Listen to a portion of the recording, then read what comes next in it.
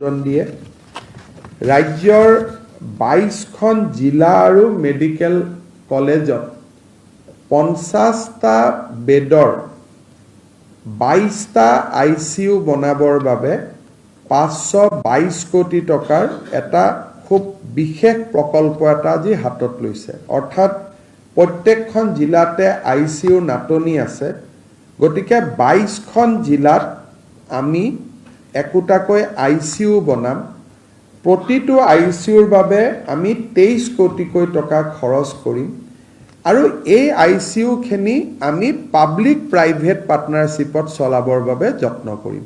কাৰণ কেতিয়াবা চৰকাৰে ICU বনালেও তাত ডক্টৰ নথকাৰ কাৰণে ICU বিলাক নচলে সেই কাৰণে এই ICU খিনি আমি পাব্লিক প্ৰাইভেট পাৰ্টনাৰশ্বিপত চলাবৰ বাবে যত্ন কৰিম কোনোবা হস্পিটালৰ লগত প্ৰাইভেট হস্পিটালৰ লগত আমি টাই আপ কৰিম